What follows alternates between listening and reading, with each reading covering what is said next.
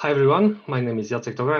I'm a lead data engineer at Procter Gamble, and today I'm going to present to you the tool which we've developed at Procter Gamble, which is greatly helping manage ADLS gen2 storage through Spark clusters. As you may know, ADLS gen2 is a storage account in Azure, which is really great tool, but it's lacking a bit of functionalities. So with Octopus, we're trying to fill that gap.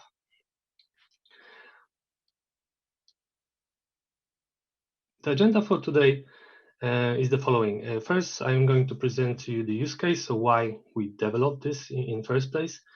And then, for the start, I'm going to show you something simple, which is going to be the function which will allow you to get to know the size of your data on the storage, which is not that simple with ADLS gen2. Then I'll walk you through a distributed file copy, which is using Spark and the cluster to copy the files.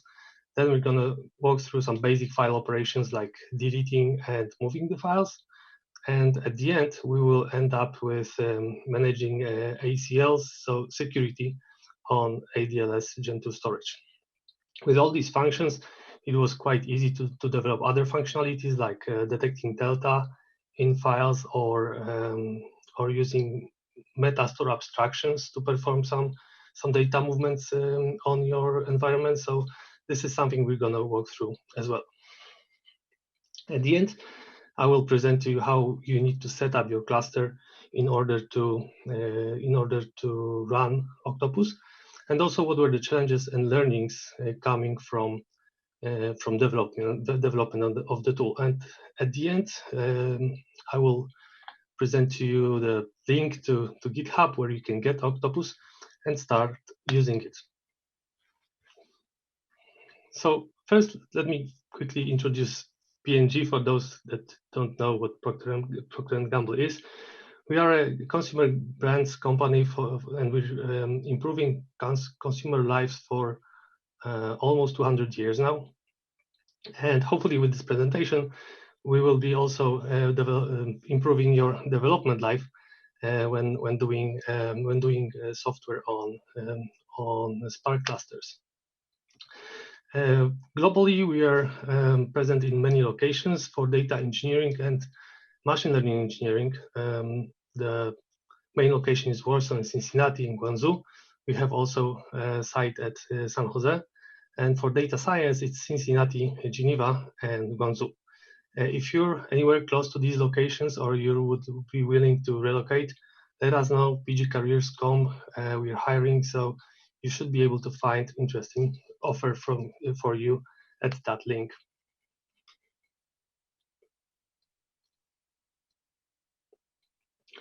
Okay, so let's start with the use case. Why would we do that? The operations which I mentioned in the beginning sounds pretty simple and pretty straightforward, like moving files, deleting files. So why? What was the use case? What was the scenario that we wanted to use these operations, and why it was important for us to have it as efficient as possible? So imagine, like any other application, we have a reporting layer. And this reporting layer is really data on ADLS gen2 storage. Again, we are operating on Azure, and the entire framework is written in Scala. So reporting layer is something that people have access to. And before we promote any data to the reporting layer, we want to make sure that in case it's wrong, we have a backup. So we have the pref table, and what we need to do is we need to copy the data of the reporting layer to a different folder, so that in case we spot a data quality issue with the data, we can roll back quickly. Then the other requirement came, which was, let's do as much as we can of the validation before the data actually gets to the reporting layer. And so we have the pre-prod tables or pre-prod folders where we validate the data before we can show that to the users. So in order to promote data from pre-prod if we decide that this is good enough. First, we need to delete data from reporting layer. Then we have to move new data to reporting layer. But when we move data, the security on files is not modified in any way. Files are simply copied on ADLS gen2 with the same security as they were in the source. So they don't inherit ACLs from the parent folder of reporting layer. So in order to enable people to access the data, we have to set up ACLs. And as with majority of cases with Spark, we are working on big data. We have hundreds of thousands of files. So in order to do that efficiently, we have to develop a tool, which is Octopus, of course. And one of the assumptions or one of the design approach that we decided for was to use Hadoop file system libraries instead of using any APIs directly. So as you may know, storage account has its own API. It has its own Azure CLI commands. And with those commands, you can do many things on reporting layer. But when we're using Hadoop file system, whatever we developed is going to work also on all the other file systems that Hadoop file system is supporting. So in order to make it interesting or to encourage you to focus, this is the comparison of performance. So the first measurement here is Spark read write copy. So basically, it measures Spark reading some folder of data and then writing that to a different place without any transformation. As you can see, Octopus is over 3 times more, 3 times faster on the same cluster as the Spark method. The second one is comparison of a move operation. So imagine you want to move a folder with 21,000 files, or you maybe just want to move files from one folder to another without touching the actual folder name or folder path. So there are really no alternatives. DBUtil's move operation took over 70 minutes and it was killed on the same data set. With Octopus, it is less than 2 minutes. And the third measurement was for setting up ACLs. So in order to set up security on 16,000 paths, it was only 19 seconds to do that. And there are really no alternatives. The only user-friendly tool which we have for storage account is Microsoft Storage Explorer, but it is lacking recursive setting of ACLs. And of course, you cannot do that normally from the cluster. So this should be a very fast method of setting privileges or setting ACLs on your data sets at any point in time without the need to copy files over and over again. Okay, so as a warm-up, let's start from something simple. Let's say that you want to get to know the size of your data. I got that question some time ago, and I really couldn't find a way to answer this without writing my own code. So in order to make our life easier, also within the data engineering team in Procter Gamble and the community, I developed very simple method called getSize. This getSize method accepts as a parameter the path only, and it scans through recursively through the ADLS storage and is collecting all the files together with its size. As a result, you have on standard output printed out the number of files and the size of the whole data set underneath this path. It returns an object, which is really a collection of whatever we gathered from storage account. So what you can do, you can easily drill down through that directory tree and retrieve any size, size of any folder or file which is located somewhere on lower levels in the same folder tree without sending any requests to ADLS gen2. So it is really fast once you gather the paths and the sizes with the first step. The second step takes 3 milliseconds. The first step is, of course, depends on number of files, but with these 21,000 files, I think it took like 20 seconds or so. Now let's move to something more serious, file copy. So imagine that you want to move, that you want to copy like terabytes of data. You can use Spark, as I showed you, but it's going to be a bit slower than with Octopus. So how can we do that in the most efficient way? Octopus has this object called distributed execution, and one of the methods there is copy folder. And I will explain how it works on this particular example. So it accepts two main parameters, which is source path and destination path. That's it. And of course, it needs to run on Spark, so an implicit parameter is a Spark session. Currently, it is configured in a way that by default, it will launch as many tasks as you have files.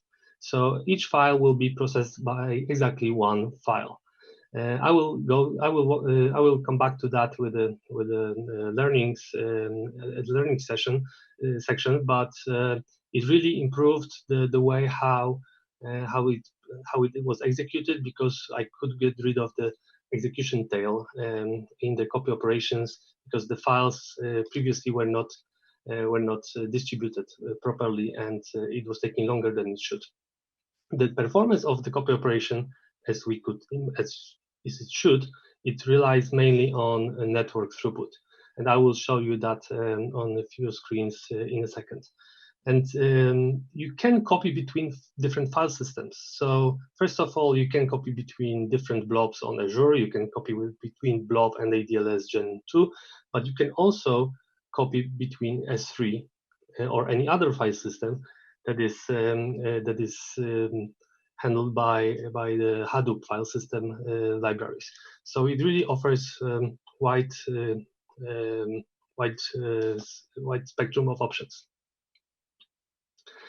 Here you can see the screens from Ganglia on Databricks, of course, and it is showing the first phase of copy operation.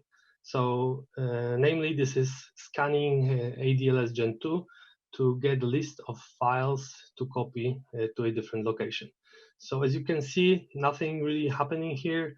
Only a spike, very short spike of network traffic, which is basically the number of requests sent to ADLS gen2 to get all the paths recursively for the folder which was being copied to the target folder.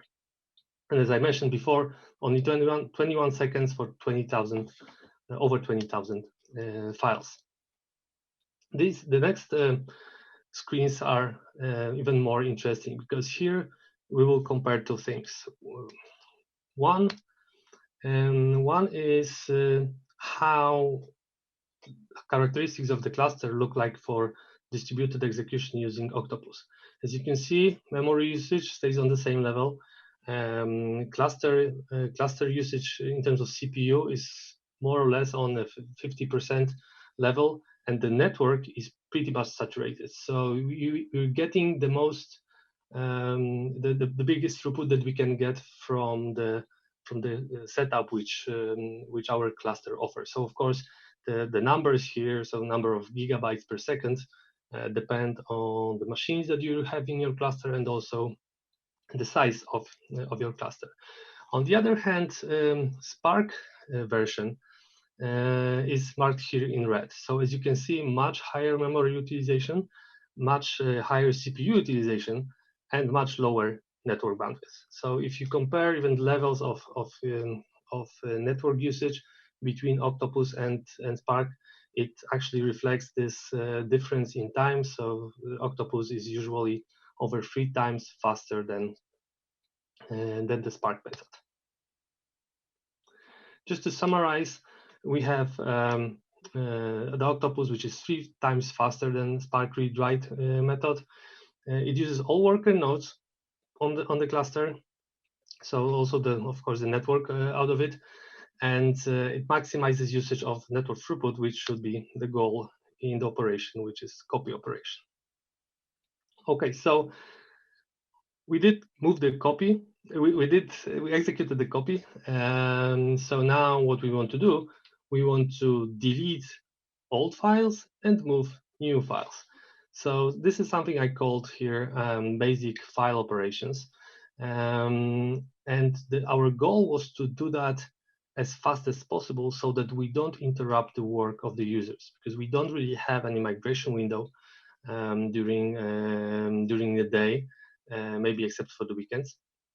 But we wanted to do that even when users are actively using the cluster, and simply offer them a minimum interruption that is possible. So all these operations, so move and delete, but also setting up ACLs, as I will be talking in a second, they are purely metadata operations on ADLS gen2. So there is really no need to employ entire cluster and to use all these resources just to send at the end HTTP requests to ADLS gen2. This framework is written in Scala, so I used Scala futures to run all these requests in parallel.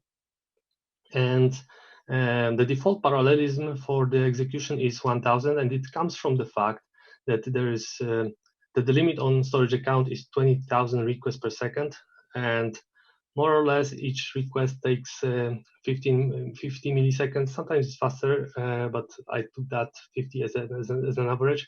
So that's why I ended up with 1000 as a default. But you can change this. So you can override implicits in the path, as you can see here on the screen, and you can override the thread pool in a way that you can run less or more operations. Please remember that these are shared requests.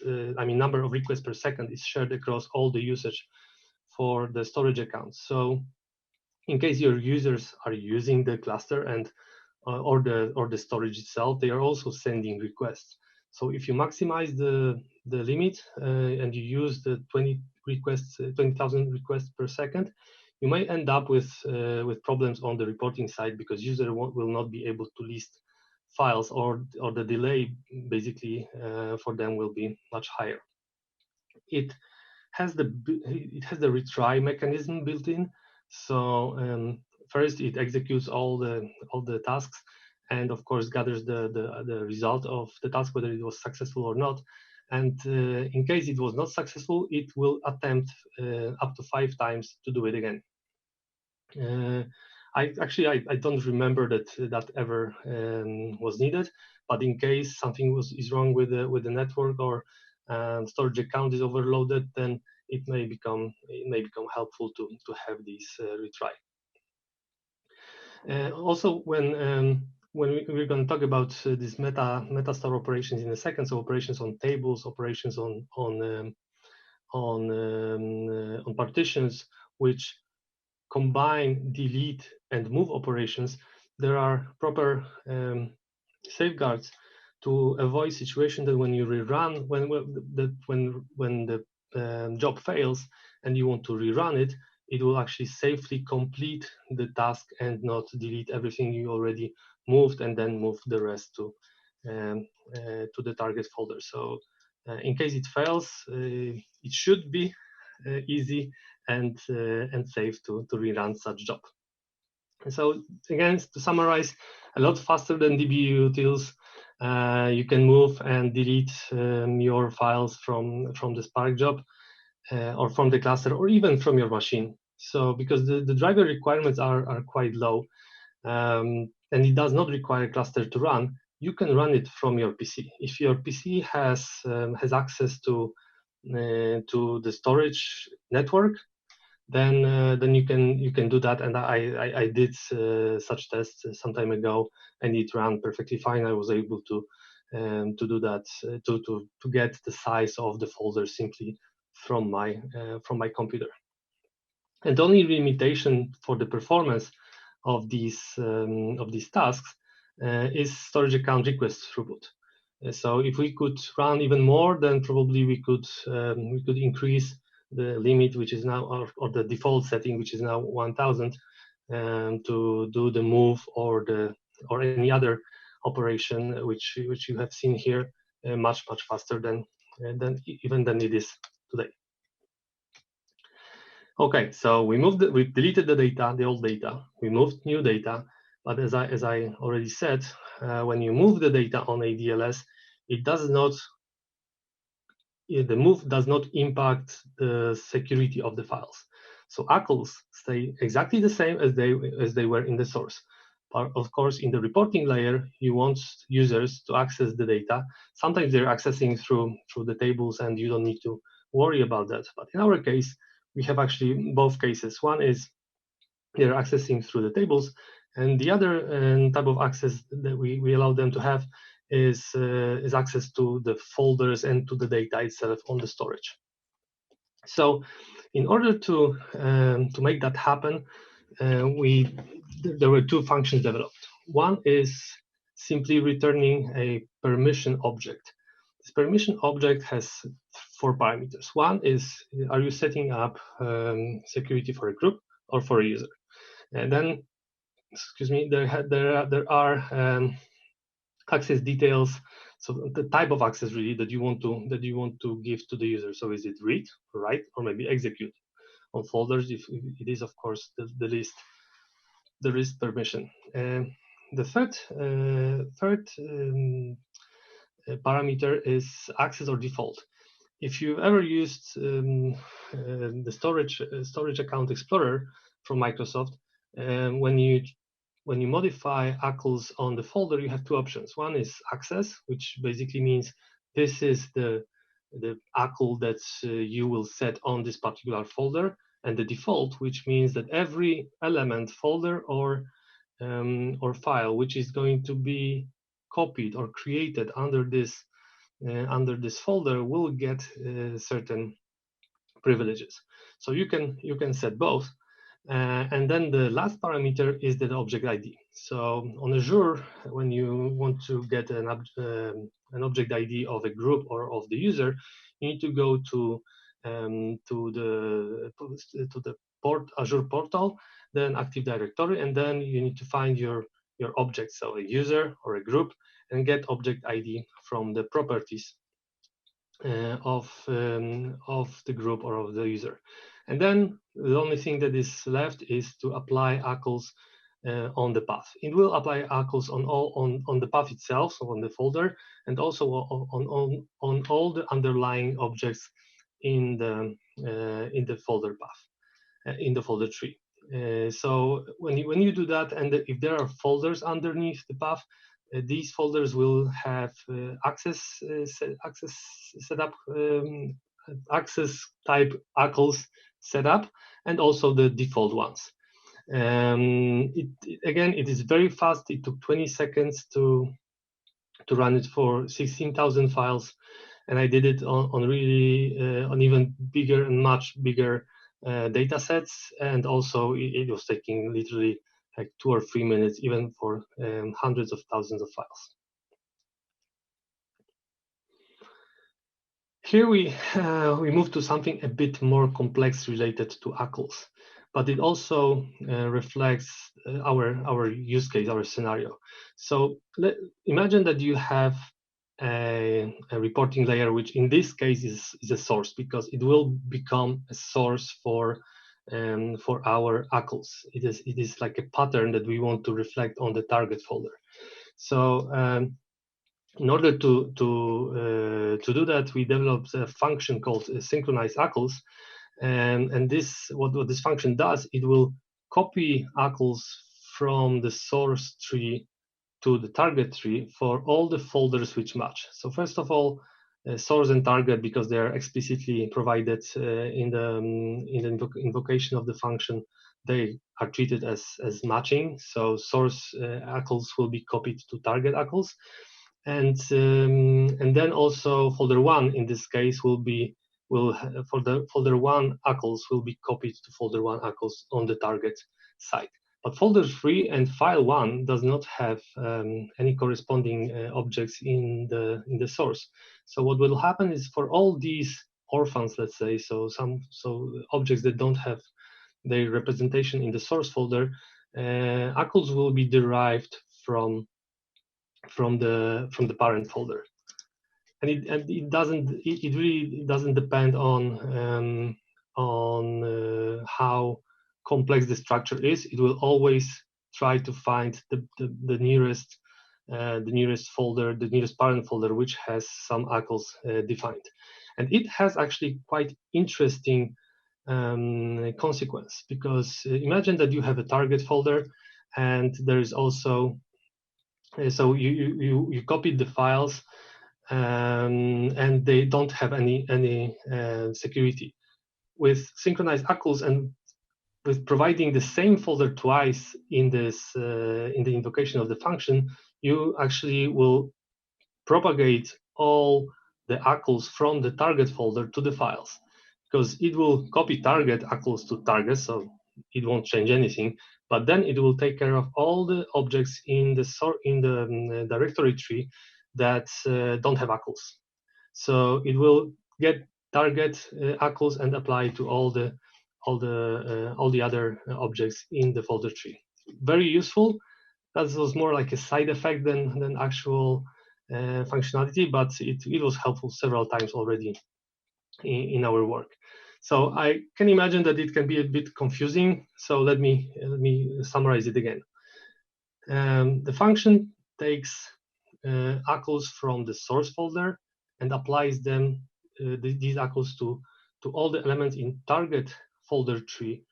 If there are matching folders, it copies ACLs from one folder to another or file. And for the rest that are not matching, it is deriving or getting the ACLs from the nearest parent folder that has ACLs set up.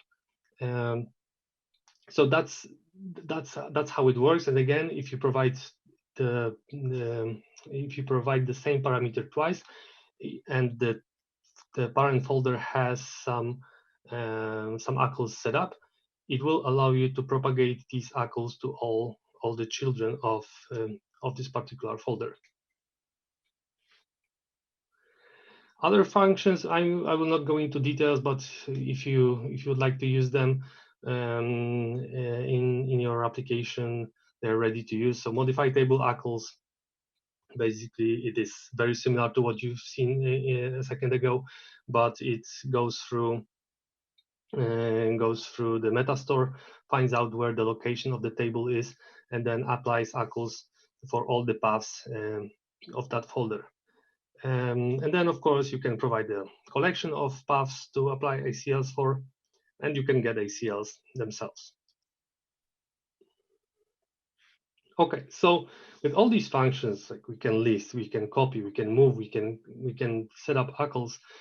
I got a question from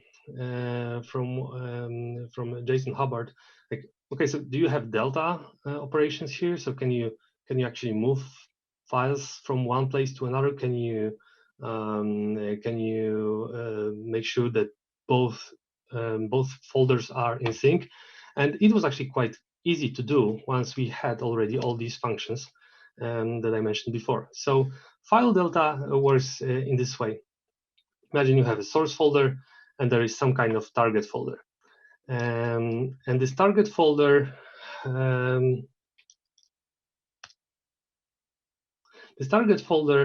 is having some files the same and some files are different. In this case, file 1 is the same, file 3 is a new file in the source folder, and file 2 is something that already disappeared from the source. So as a consequence, what we do, we detect what has changed. So first of all, we see that file 2 was deleted. And then we see that the file 3 is a new file, so we want to make sure it is copied to the target. So there are really two functionalities we're talking here. One is get delta, so find out the differences between source and target. That's what you saw. So file 1 was deleted, file 3 is new in the source. So then you want to delete file 2 and copy over file 3.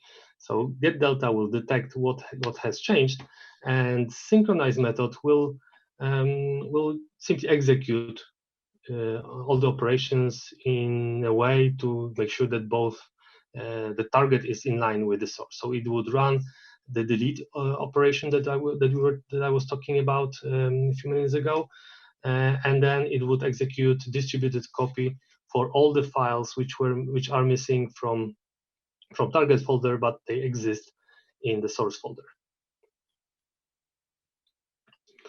So again, with all these fancy functions, it was, and because we are very often operating on the tables / metastore abstraction, it was quite important for us to have also these movements of data implemented on Hive tables.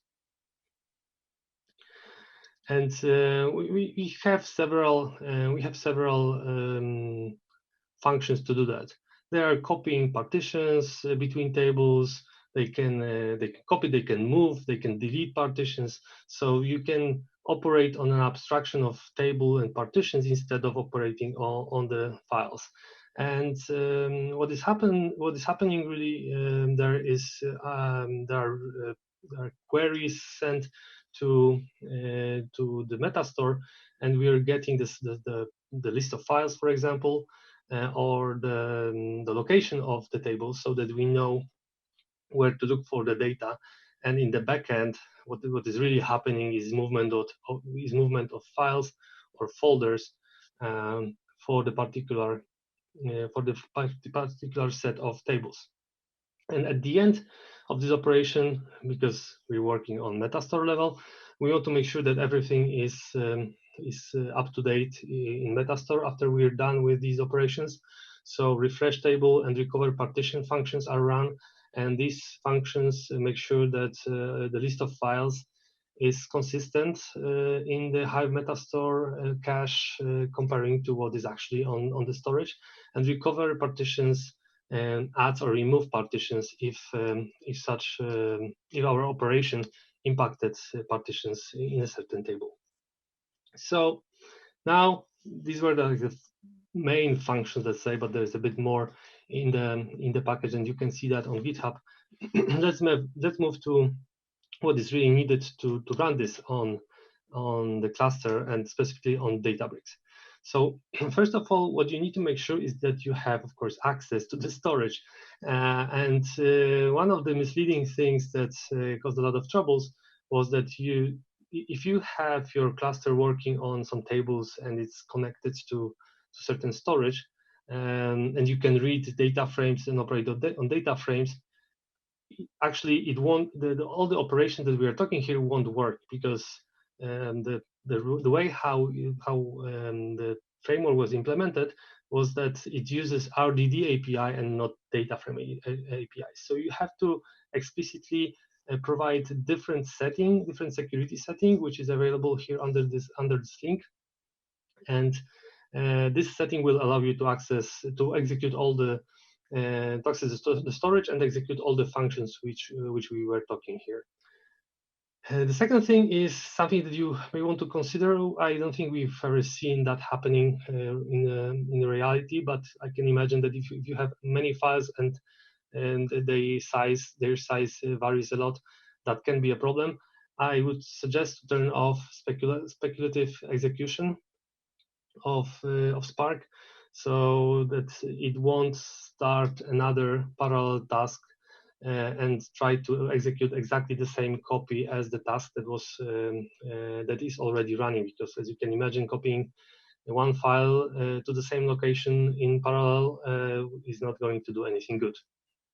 The last thing, which is quite self-explanatory if you look at the function definition, are the implicit values that it must deliver. So for distributed copy, since it's Spark distributed, you have to provide Spark session implicit parameter or explicit parameter if you prefer to do that.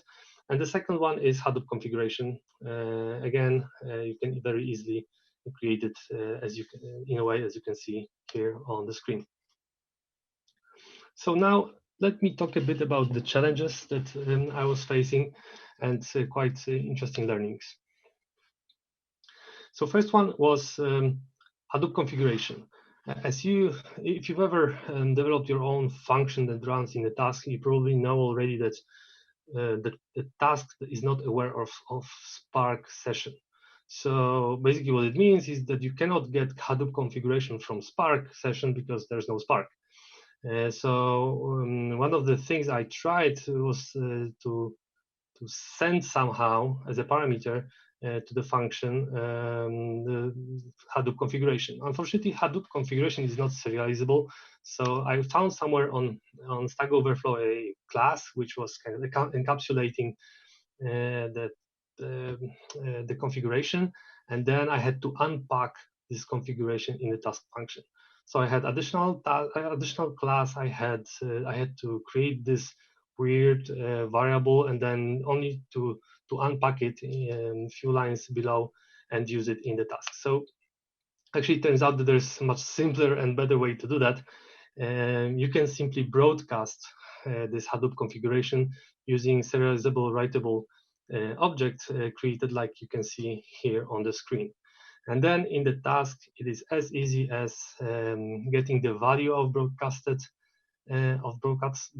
value and using that as a parameter for a Hadoop file system classes. The second one was really, the other one was also interesting, but this was something that I found really, really cool. So if you notice on one of the first slides, you could see that there was this tail of execution. I was talking a bit about that when I was talking about the distributed copy, but here you can see these tails. So the execution of the copy was not ideal, and what was happening is that the default partitioner of RDD was not distributing evenly the files.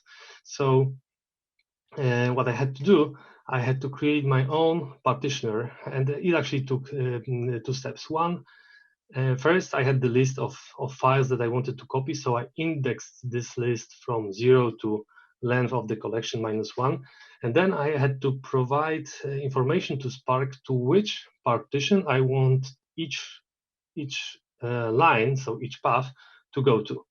And in order to do that, you have to extend partitioner, and you have to provide a function called getPartition, which is returning integer, and integer is simply the number of partition to which you want this particular line to go to.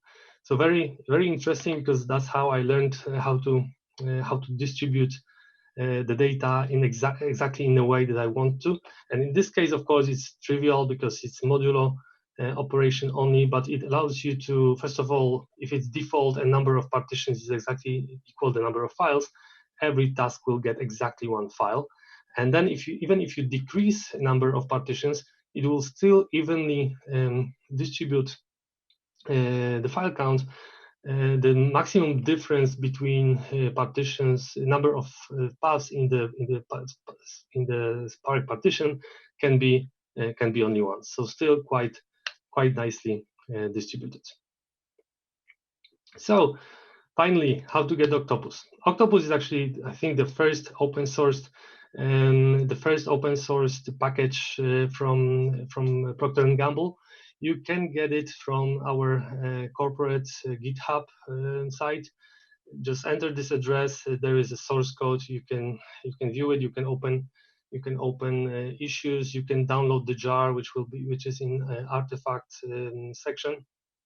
And of course, if you would like to contribute, you're very welcomed. I guess there's still a lot of things that can be improved there, or new functions can be written. Especially if you can test this on different storage than ADLS Gen 2, on other clouds maybe, then that would be very, very helpful.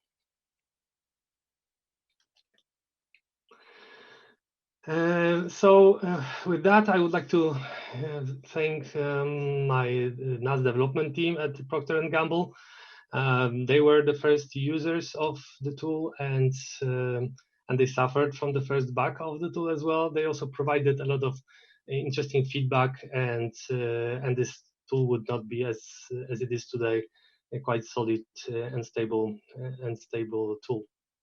And the second thing is thanks to goes to Jason Hubbard from Databricks.